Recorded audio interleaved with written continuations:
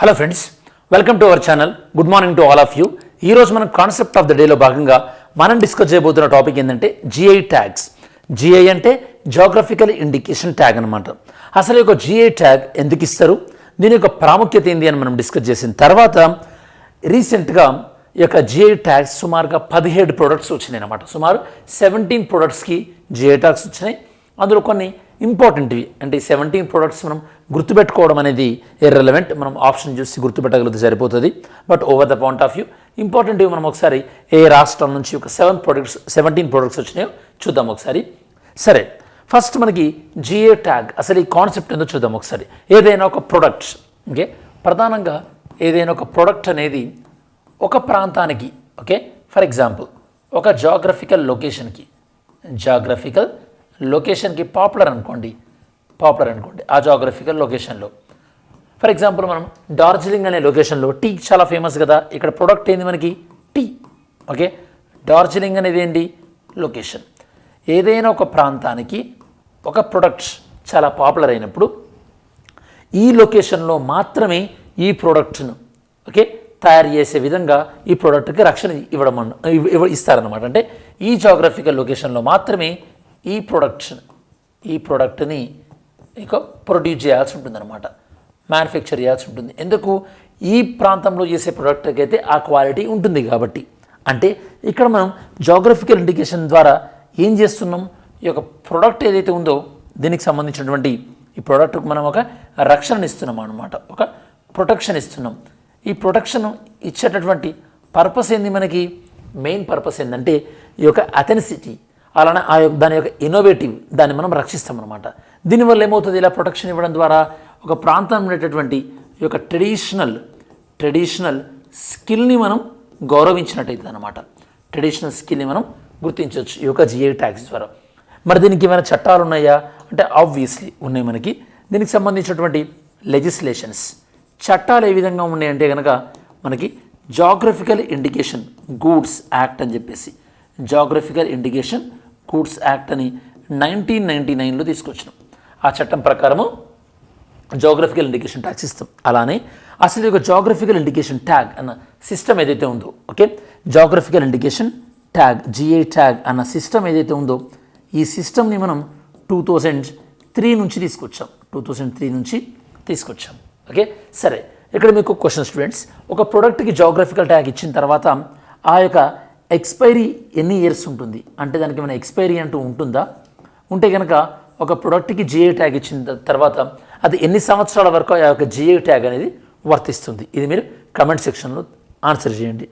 మరి GI tags అనేది ప్రపంచవ్యాప్తంగా ఉన్నటువంటి ట్రేడ్ రూల్స్ ఏవైతే ఉంటాయో, అంటే మనకి ప్రపంచవ్యాప్తంగా మనకు కొన్ని ట్రేడ్ రూల్స్ ఉన్నాయి కదా. ఏందవి? మనకి ఈ యొక్క వరల్డ్ ఇంటలెక్చువల్ ప్రాపర్టీ ఆర్గనైజేషన్, విపో, ఈ యొక్క వరల్డ్ ఇంటలెక్చువల్ ప్రాపర్టీ ఆర్గనైజేషన్కి ఇవి అనుకూలంగానే ఉన్నాయా? ఎస్.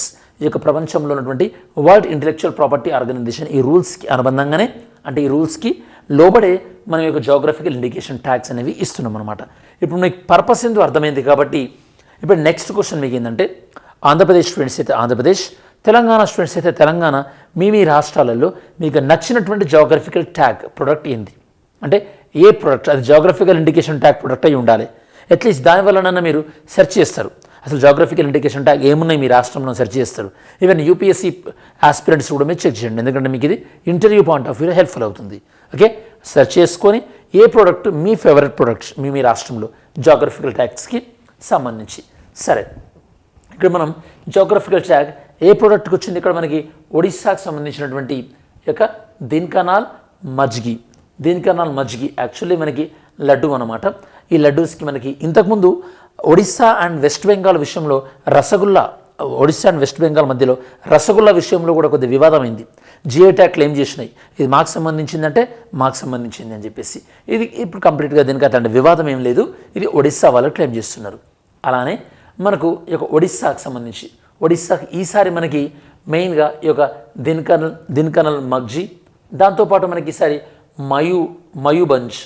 మయూబంజ్ కాయ్ చట్నీ, దాంతోపాటు మనకి ఈసారి ఇంకా చెప్పానంటే కోరాపుట్ కాలాజీరా రైస్, ఇట్లాంటివి కొన్ని ఈసారి మనకి ఒడిస్సాకు సంబంధించి మనకి జిఐ ట్యాగ్ పొందినాయి అనమాట.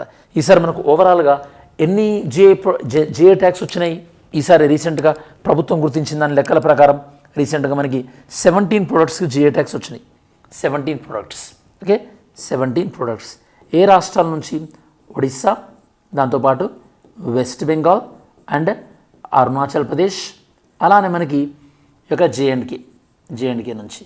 ఇవి కాకుండా కొన్ని వేరే వేరే రాష్ట్రాల నుంచి. కాకపోతే ఇవి ప్రధానంగా ఇవి అనమాట. 17 ప్రొడక్ట్స్ ఈసారి జిఐ ట్యాగ్స్ ఇచ్చారు ఈ రాష్ట్రాలకు సంబంధించినవి. ఓకే, ఈవెన్ అరుణాచల్ ప్రదేశ్ సంబంధించినటువంటి ఆది కేకిర్. ఇది ఏంటంటే మనకి wooden craft.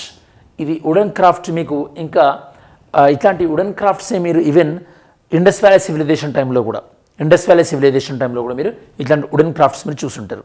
Okay, so it's a very skilful population ఉన్నారని మనం చెప్పొచ్చు. మరి అరుణాచల్ ప్రదేశ్లో మీకు ఏవైనా నేషనల్ పార్క్ ఐడియా ఉంటే కనుక అరుణాచల్ ప్రదేశ్లో ఉన్నటువంటి నేషనల్ పార్క్ని మీరు కమెంట్ చేయండి. ఇది మీకు ఓవరాల్గా జిఐ ట్యాగ్స్కి సంబంధించి. ఓకేనా? సరే, వీడియో ఎండ్ చేసే కన్నా ముందు క్విక్ రివిజన్ చేద్దాం ఒకసారి. ఈ వీడియోలో మనం జిఐ ట్యాగ్ ప్రొడక్ట్స్కి ఎందుకు ఇస్తారు, ఆ లొకేషన్ని ప్రొటెక్ట్ చేయడం కోసం. దానివల్ల ఏమవుతుంది, ఆ ప్రొడక్ట్కి ఆ లొకేషన్లో మాత్రమే తయారు చేస్తారు కాబట్టి ప్రొటెక్షన్ వస్తుంది.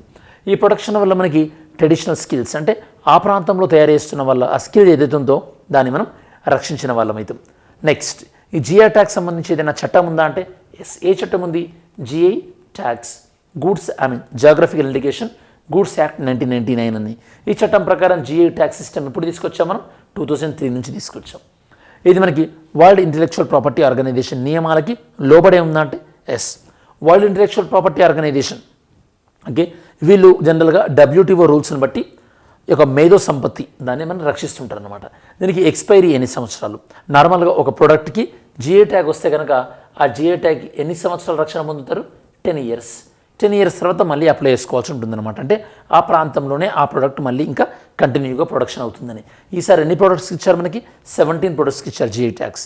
ఏవేవది? Odisha, West Bengal, Arunachal Pradesh and J and K. ఇది మనకి ఓవరాల్గా జిఐ ట్యాగ్స్కి సంబంధించినటువంటి ఇన్ఫర్మేషన్.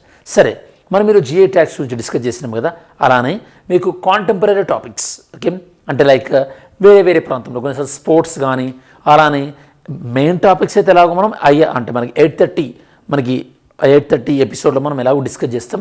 అలా కాకుండా మీకు ఏమైనా కొత్త కాంటెంపరీ కనిపించినా ఏమైనా నాకు ఐడియాస్ ఏమైనా ఉంటే కనుక డెఫినెట్లీ ఈ వీడియో కింద ఇంక్లూడ్ చేయండి.